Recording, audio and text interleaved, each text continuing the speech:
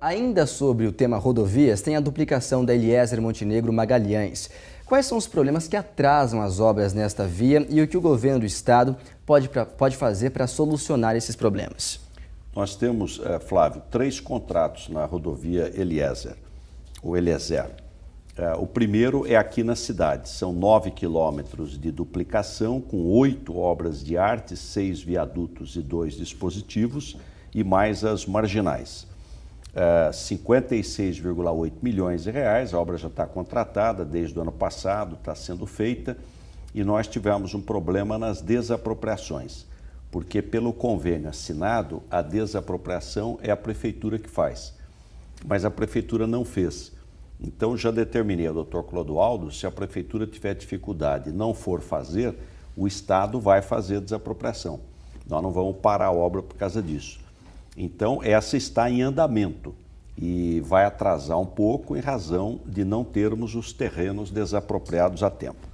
A outra é de Araçatuba, Bilac, Clementina. São 38 quilômetros, começa também agora em março, 52 milhões de reais, recapeamento, acostamento, terceiras faixas, obras importantes. A outra de Araçatuba até o Rio Tietê. Mais 9,5 km, começa também em março agora, esse mês. São mais 17,4 milhões.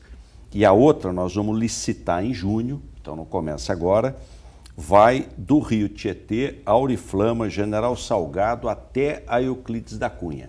Ela passa pela SP-310 e chega até a SP-320, lá em cima. Então eu diria que a região vai ser bem atendida aqui e temos muitos investimentos do DR na região. Olha, realmente uma notícia muito boa, viu, governador, que principalmente que essas obras já comecem este mês, porque a gente tem registrado realmente muitos acidentes nestes trechos que o governador citou. E nós vamos agora para nosso estúdio em Rio Preto, porque o Leandro Weidman também tem uma pergunta. É com você, Leandro. Boa tarde. Olá, Flávio, boa tarde a você, boa tarde a todos, boa tarde ao governador Geraldo Alckmin. Bom, governador, no começo deste ano, em janeiro, o senhor lançou um projeto polêmico que é a internação compulsória para os dependentes de crack. Bom, o senhor realmente acredita na recuperação destes pacientes, desses viciados, mesmo com uma internação contra a vontade deles? E o que há de efetivo para o tratamento desses viciados aqui para as nossas regiões de Rio Preto, Araçatuba e Presidente Prudente? Olha, primeiro quero dizer até como médico que eu acredito. Por quê? É difícil você imaginar que um paciente de crack, de dependência química, especialmente em casos mais graves, que ele vá por livre e espontânea vontade procurar um serviço de saúde, olha, vim aqui voluntariamente para ser tratado. É difícil, porque a dependência química é uma doença crônica, recidivante, amotivacional, então a pessoa perde a motivação, olha, precisa estudar, precisa trabalhar, então ele precisa ser ajudado. E, geralmente quem ajuda é a família, é a mãe, né? Então o que a gente está vendo em São Paulo? Muita internação involuntária, a pessoa não pediu, mas a família levou e a gente conseguiu internar. Então o que nós vamos fazer? Nós vamos ampliar esse modelo para o interior de São Paulo. A prefeitura deve sempre entrar com o CAPS-AD, que é o CAPS, o Ambulatório Psicossocial Álcool e Droga, AD. E nós entramos com os leitos de retaguarda. Então nós estamos ampliando os leitos de retaguarda, seja nos nossos hospitais públicos ou seja na rede contratada, por exemplo, do Frei Francisco, de Jaci. Então, esse é um trabalho importante. Olha, hoje é uma epidemia. Infelizmente, o Brasil é hoje o maior consumidor de crack do mundo. Então, nós precisamos combater o tráfico de droga nas fronteiras, a polícia também aqui dentro do estado, um combate duro ao tráfico de droga e tratar quem está doente, porque dependência química é doença, como é a apendicite, e precisa ser tratado e eu acredito sim na recuperação. É um problema realmente muito grave, como o governador falou, e que saiu dos grandes centros. As pequenas cidades também vêm sofrendo com isso, não é verdade, governador? Há um estudo, Flávio,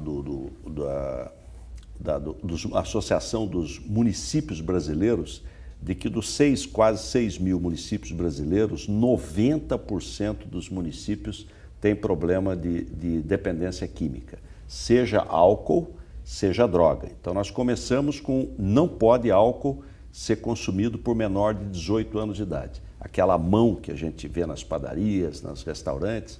Então, uma campanha dura de, olha, não pode vender, não pode consumir menor de 18 anos de idade. Porque o jovem, muito cedo, com 13 anos, quase uma criança, 12 anos, já começa a beber, a chance de alcoolismo é muito grande. E o álcool, às vezes, é a porta da questão da droga. E a outra é o crack, que ele é mais barato e vicia muito rápido. Então, há necessidade de um trabalho grande. Agora, quem diz quem deve ou não internar é a equipe de saúde. A maioria das internações são todas voluntárias. A gente acaba convencendo a pessoa de que ela precisa ser tratada. A involuntária é quando a família pede.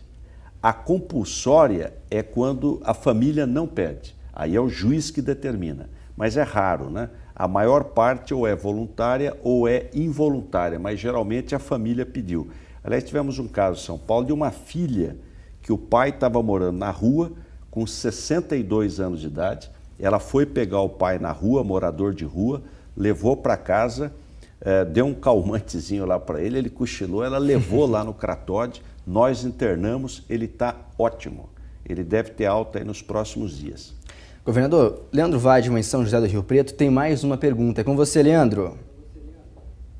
Bom, governador, faltando aí pouco mais de 1 ano e meio para as eleições estaduais, o senhor já se considera candidato à reeleição ao governo do estado? Olha, Leandro, não. Por que não? Porque eleição é em ano par, né? E nós estamos em ano ímpar. Então eu vejo esse debate aí nacional, candidatura sendo lançada aí no Brasil. Eu acho que não é bom encurtar governo. Você, quando começa a discutir já a eleição de presidente da República, eleição de governador, você encurta o governo, né? E agora é hora de trabalhar. Tem muita coisa para ser feita, trabalhar, suar a camisa, honestidade, eficiência. Então, tudo tem seu tempo. Acho que a eleição é o ano que vem. Vamos arregaçar as mangas aí na tarefa de governo. E em relação à eleição presidencial, se eu fosse candidato, né, hoje eu seria candidatíssimo a presidente do Santos Futebol Clube, do Peixe. Muito bem. Agora, governador, uma matéria de setembro do ano passado, do jornal Valor Econômico, diz que o Departamento Aeroviário do Estado de São Paulo pretendia privatizar 30% dos seus aeroportos. Na lista estavam os aeroportos de Presidente Prudente, São José do Rio Preto e Araçatuba, as nossas 3 regiões de cobertura. Isso acontece neste ano e em que essa privatização pode beneficiar os usuários?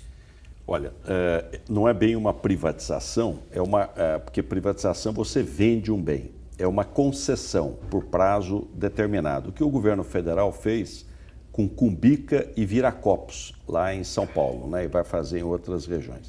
Então você faz uma espécie de um aluguel, de uma concessão por 30 anos. Nós não fizemos antes porque o poder concedente é federal, é a ANAC.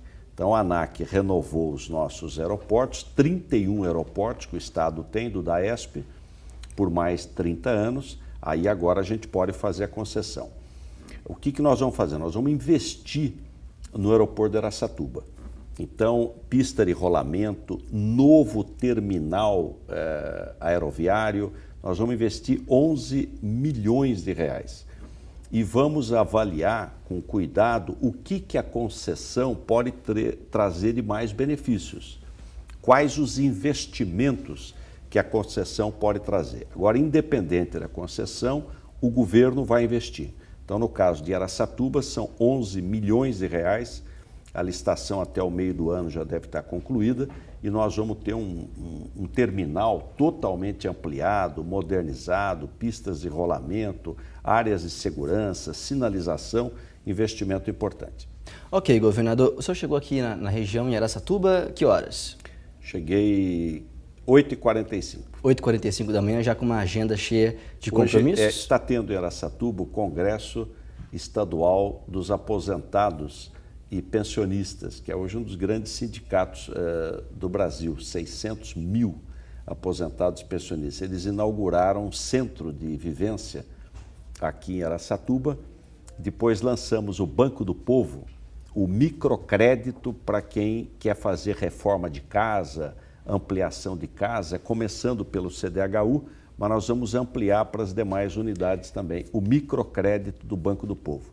E estou indo a Dracena porque nós vamos começar a obra hoje, da Comandante João Ribeiro de Barros, de Adamantina até Tupi Paulista, e depois de Tupi Paulista até as barrancas do Rio Paraná. Eu perguntei, governador, porque a nossa equipe acompanhou o senhor desde a hora que o senhor chegou aqui na nossa região. Nós vamos assistir a reportagem feita pela Ana Cláudia Palácio. Vamos ver. O governador foi recebido no aeroporto por autoridades políticas da região e representantes da sociedade civil. Um grupo de crianças de um projeto social de Araçatuba foi saudar Geraldo Alckmin. Ainda no aeroporto, o governador conversou com a imprensa e falou dos compromissos da agenda. Também vamos à Santa Casa de Misericórdia, ficou pronta e nós já vamos financiar já o custeio da Casa Mata. Então, Araçatuba passa a ter o tratamento completo do câncer. Além de inaugurar o CIV, Alckmin participou da abertura do 4º Congresso Estadual do Sindicato Nacional dos Aposentados, Pensionistas e Idosos da Força Sindical. Para nós, assim, é um grande orgulho, né? Estar inaugurando mais esse CIV aqui em Araçatuba e muito mais orgulho ainda a presença do nosso governador do estado de São Paulo. Depois da inauguração do centro, o governador seguiu para o evento de lançamento da linha de crédito do Banco do Povo, onde foi recebido por centenas de pessoas. Durante a visita, representantes de associações comerciais de Araçatuba pediram a intercessão do governador no caso do aterro sanitário. Contrários à instalação, eles aproveitaram a visita para se manifestar. Nós pedimos socorro e mostramos a ele que nós temos total confiança numa atitude, numa tomada de posição do governo do estado de São Paulo. A respeito desse assunto do aterro, que tem sido uma polêmica danada aqui na nossa região, o que pode ser feito pelo governo do estado? Olha, a CETESB, que é o órgão fiscalizador, ela vai verificar, porque há uma série de exigências, né, que são em razão da questão ambiental e sustentabilidade. Então, é uma questão técnica que a CETESB vai avaliar. Governador, eu agradeço a sua participação aqui no Televerdade, governador Geraldo Alckmin, que além de governar todo o estado de São Paulo, o principal estado do país, é fã do Neymar, é isso mesmo? Sou do tempo do Dorval, Mengalvio, Coutinho, Pelé e Pepe. Muito bem, eu agradeço a sua entrevista ao vivo e exclusiva, e sempre que o governador voltar à região, está convidado para visitar o SBT Interior, ok? Muito obrigado, Flávio, e muito boa tarde a todos os telespectadores.